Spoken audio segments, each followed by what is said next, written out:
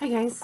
So I'm not going to have as much time today to record this as I thought I was going to, so kind of trying to move a little bit more quickly through it. Unfortunately, I've got a customer with a swimming pool emergency in Jackson Hole, so the weather's kind of kicking up a little bit here, and so I have to go and grab some media to do the blasting job with, and that's 3.5 hours the opposite direction. So, anyways, I wanted to pick up on that softening of the hearts and just kind of expand a little bit there. And what I was talking about isn't necessarily that people laid down their beliefs or their thoughts, but were more willing to hear other people. And that was something that I noticed. And also the other thing that I noticed is that people realized that taking a more personal approach was beneficial. So, excuse me. When I said that once that grows a little bit, then a new level of love can be poured out, and a new intimacy and friendships, and a new I can't remember what else it was. A new intimacy and friendships, and a new level of love that can be poured out, I think is what I said. Anyways, so um, with that, kind of already I've seen examples of it where people that normally were very private, not that that's a bad thing, and closed off, sectioned in themselves, kind of um, like you have your work you, and you have your friends you, and you have your Sunday church you, and you have your at home on Saturday morning you, that kind of a thing. That will start to kind of dissolve away in yourself, but then you'll start to see that people are more willing to let you into a closer area by that space in them. And it's important that comes about, because there's been a corruption of two really, well, a corruption of everything, right? But the two things that we keep hearing over and over again right now are the corruption of trust and the corruption of love. And it isn't that people don't trust, it's that they shouldn't. Common sense anymore tells you you shouldn't trust, because just look at what's really going on in our worlds, right? So, how do you get over that hill? Something to think about, because that's going to look different for different people, but it's possible. It's possible for sure. Um, I was paying attention around my family, my close knit circle of people, and just noticing how well they all really know each other. What happens when a new person walks in the room? What is the reaction? Especially where you're in the holidays and you're out. Well, some people are out and about more frequently and stuff. Watch watch that kind of stuff. You know, there's there's a way to develop that deeper level of thinking in your interactions all day, every day. And that's one of the reasons why I don't necessarily go and talk about the bigger, what people would consider to be the bigger things, like the 5G and the fluoride and the earth shape and the religious stuff, that war. What does it say in the Bible? Dude, sorry, dude. I'm 43 years old and I'm saying dude on the computer. That's awesome. Anyways, so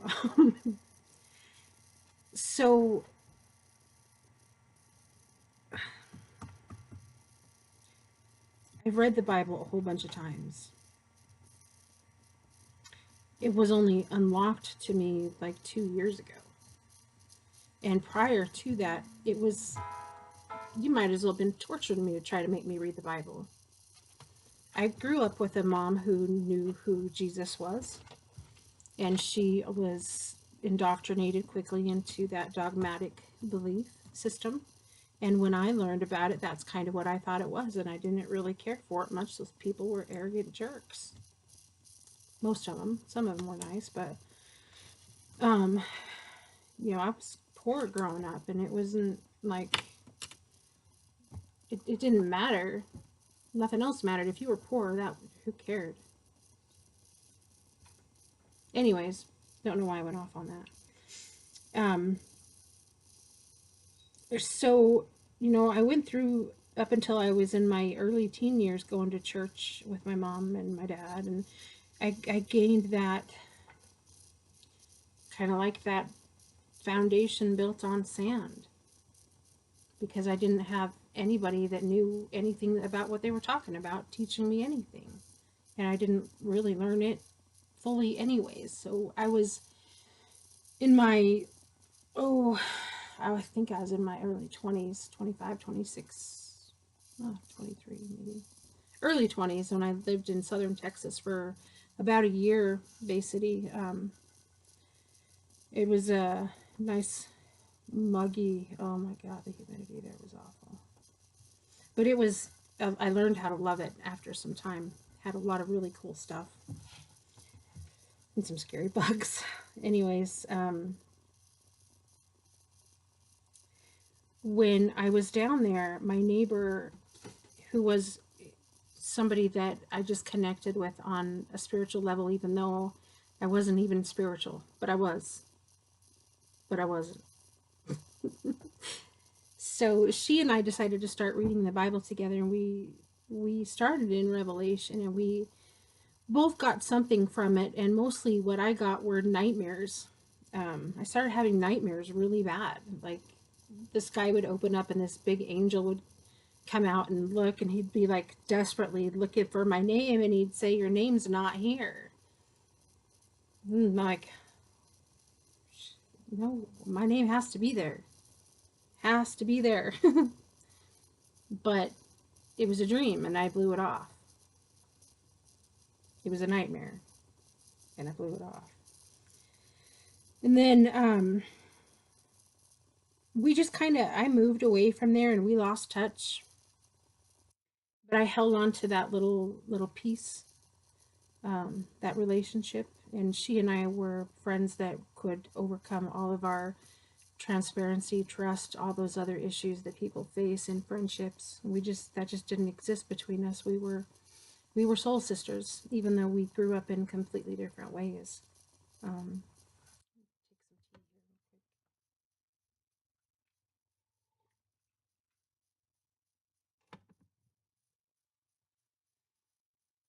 mm,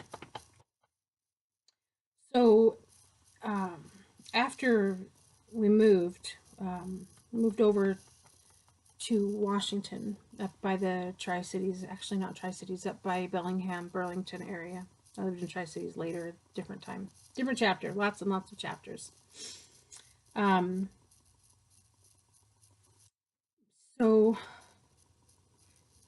my my ex and I didn't do church stuff ever, but it was lingering in my mind, like all through there. I wanted to. I mean, I grew up in a musical family. My mom wrote Christian songs and stuff, and I have a piano. I never learned how to play it. I have a guitar. I never learned how to play it. I tried to sing, and then I got some weird infection in my mouth and in my throat when I was little, and it didn't start showing any other issues until I was in my teens, and I got strep throat, and then I tried to sing after that, and it was like scar tissue just would keep building up in my throat. So I just kind of turned off singing altogether.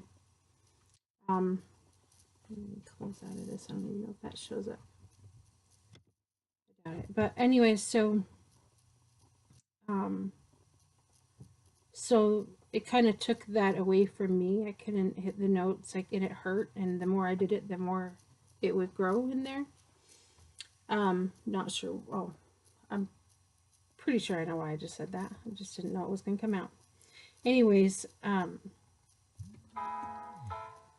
so I would want to sing those songs, and my ex would like it was something that was not okay with him. So I didn't do it. But I would sing them still in my head to myself. And that, who can interfere with that, right? So then a little bit late, I mean, things went off the rails between 6 and 8 years into that relationship. And then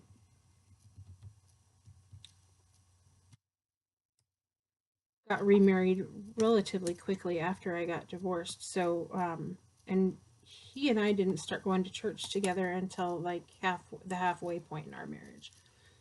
And it was mostly because we were facing some things that we didn't know how to deal with. There was no other place to turn but up, and it helped. It was still not quite, it didn't feel quite right, but it helped. And then some stuff just went really wackadoodle on our next move. We moved back here to Idaho Falls for a while, and then we moved to let's see, he worked out of Cranberry, Pennsylvania for Westinghouse, but it was we lived in Delmont on East Pittsburgh Street, and it was kind of cool. Apple Festival was my backyard. It was just dreamy life there. Um, but we had found this church, and it was the biggest church I'd ever seen, but it was super cool. They had classes you could take. They had everything you could think of, and they had separate stuff for all the kids. And something happened to me in that period of time where, I mean, nothing in a material way, but like in a spiritual way, there was a stirring that was happening that only somebody that's been through it would understand. And I was seeing things. It was like I would see them with your normal rational everything you grew up with eyes, but then I could also see this other layer to certain situations, and I didn't really know what that was. I had no idea. I thought I was kind of crazy, because to me that seemed like what schizophrenia was, but it wasn't that schizophrenia thing at all. And I kind of paid attention to it a little bit, and at the same time I kind of didn't like it. But it was real. And then a few years later, moving back and forth and everything so much, we finally had put our feet on the ground a little bit, and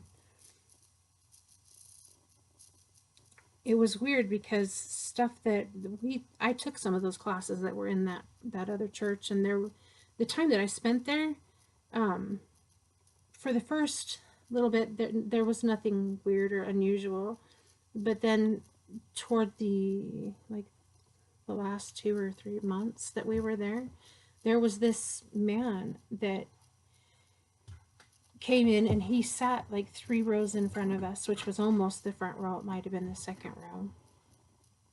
And he was on his personal cellular device a lot throughout whatever the sermon was, but he was quiet, and the screen was dimmed, but he was sitting in such a way that I could tell that he was looking over at us periodically.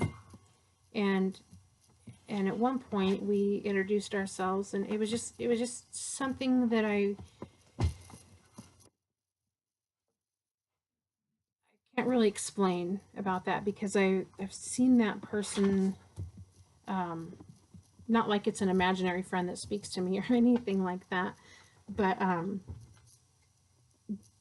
I've seen that person more recently, and it's like the paths that can cross are mind-blowing, you know? And nothing in a weird or bad way, just like, wow, I never knew that was you sitting there. And lo and behold, wow, it's crazy. So what happened for me was I was going through a lot of stuff, like dogmatic stuff. I had missionaries coming to my house trying to get us to come to their church, which I didn't, I wanted to hear what they had to say. I listened to them, and then it wound up with their bishop in my living room, and me explaining how my relationship with his God is different than his. And he didn't understand what I was saying because I didn't know how to say it correctly, but I wish I would have back then. Anyways, um, so I decided to go with my parents to their little church that they were going to, and the guy basically told me that mm,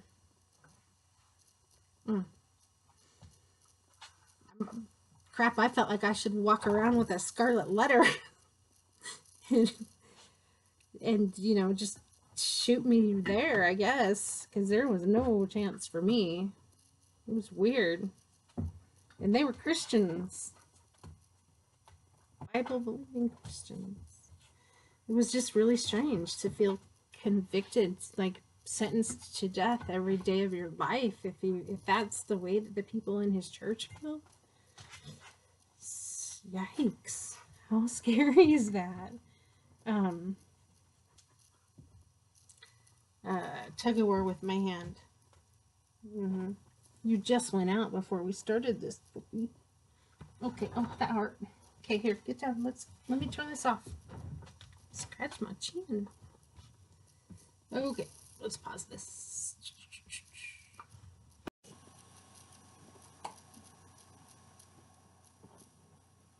Oh, it's going. Okay. This dog has more energy than me. But it's fun. It's good. Keeps me active. Um, so where was I? I was talking about churches, religions, all that good stuff. My parents. Okay, so went to their church, basically got the wow, something's wrong with all this. So I just forgot about it. Like, yeah, it is what it is. I don't know. Nobody knows the answer. And you know, if we're all just gonna die, then it's gonna be some fiery hell. Why not live? So I kind of did that for a while. And it was way less stressful for sure. But something else started happening. I don't know, couple years ago. And there was this pulling on my spirit. It was weird. Like I was asking myself questions that I wouldn't ask myself ever on my own. Like, you know, what is all this stuff made out of that we're looking at? I don't know. If we're on Earth and everything's from Earth, how's all this weird stuff made? And then I looked into the science behind it all. And I got like fascinated with all the science in it. And then I'm just looking at it thinking, well, okay, so these types of things have only been happening for a couple hundred years. So something just doesn't add up there. Even the smartest of people, I don't know, stuff didn't add up. So I went down the rabbit holes and I started to notice that a lot of the company names that were being brought up in these patents of like the weather modification stuff and all that and some other just things that are down those different rabbit holes, I started noticing that I was one or two people removed from those companies my entire life and was very closely intertwined with those people that I knew that worked there. And you know, that's where people would say, well, then go talk to them and, you know, get them to talk. Well, you can't really understand until you've been in that kind of environment. You can't just go ask somebody what's up because they can't tell you. And if they could tell you, they likely don't really know for sure what they're working on. When you're in a compartmentalized job or you're working in a secure facility, you know what you need to know. So, I mean, I went pretty deep down those rabbit holes for like couple years. And I mean, everybody should go seek out for themselves what they're looking for, what they need to find. Where it led me was back to the truth, back to my beginning, back to where I started singing that song as I travel through this pilgrim land. There's a friend that walks with me.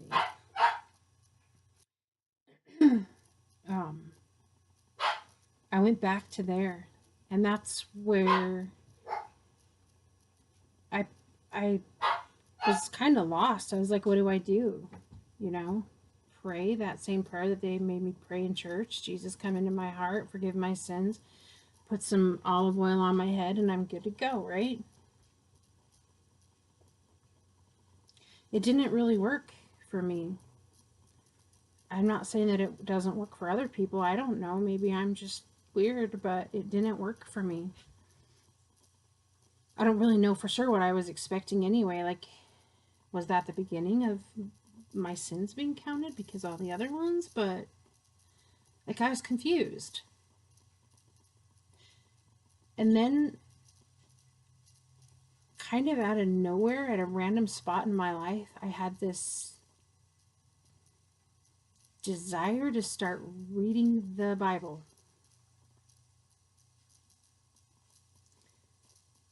So I opened it up to Genesis and I started reading the Bible. And that's, most people that know me, they'd be like, yeah, sure, you read the Bible, honey. I know where you were. But that's what I did. And I noticed some problems with it right away. And then I went back to certain religious leaders that I knew then and asked them those questions, because if you read that and you don't have questions from the very beginning, there's problems in your understanding. And then when I got chastised for asking the questions to the religious leaders, I was like, but I'm not wrong. And I knew it. Like, I don't care how many years of Bible college you had. I'm reading the same words you're reading, buddy, and they say something completely different to me. How come? And then after some time, I was like, wait, how come? Really, how come? Whoa. And the further and further into the book I got, I was like, how come I can understand all this and they can't? How come they won't listen to me when I'm trying to tell them? But what they're reading is like they're reading it backwards and inside out. Well, they wouldn't hear me.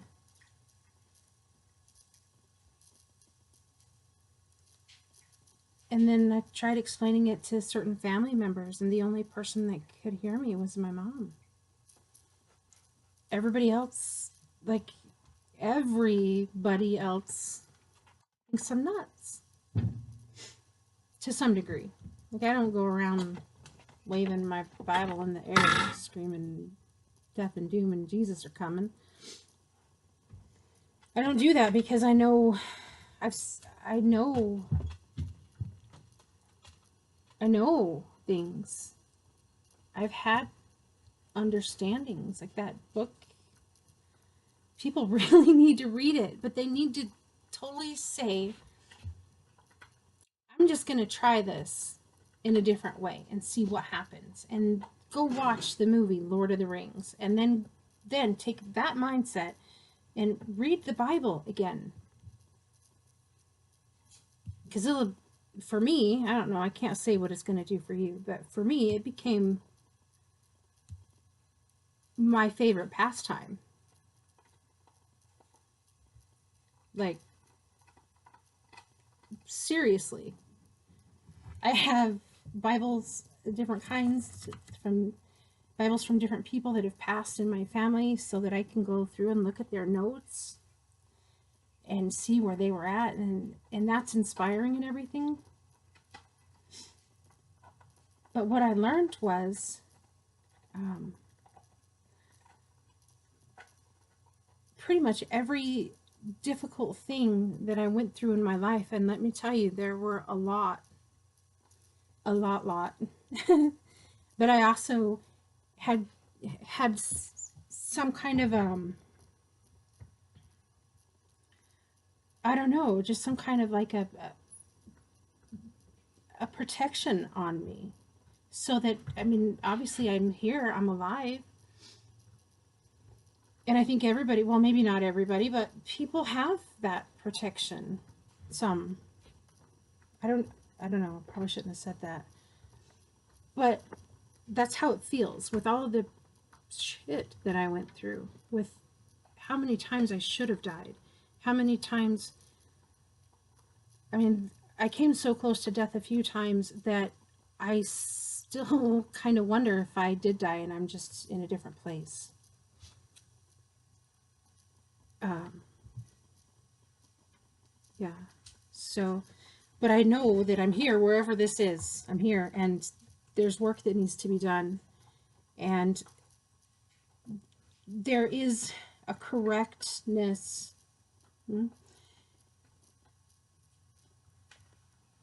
in what I'm doing.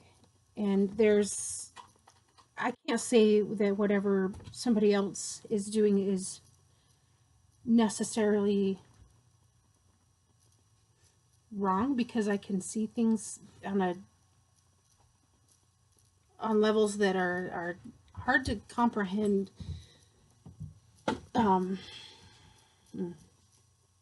So they're not hard to comprehend, they're hard to explain, actually. But with looking into truth, looking into the rabbit hole kind of truth, I mean, people are going to do that because that's where they're at in their path.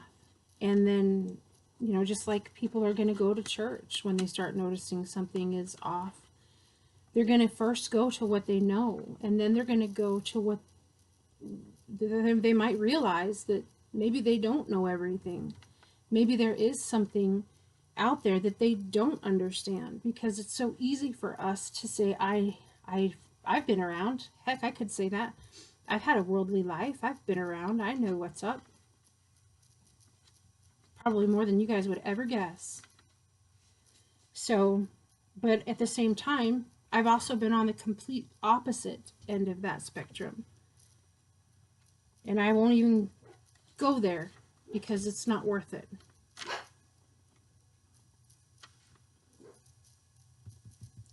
So, two things that are on my mind that I've been contemplating: the corruption of love and the corruption of trust. And that isn't, if you haven't figured out that I'm not in religion, then I'm sorry if I misled you in any way. I'm not a religious goody two-shoes person. I swear in my life, I say the F word. I just don't feel comfortable doing it in front of a camera because I feel like my grandma's watching me. It's weird.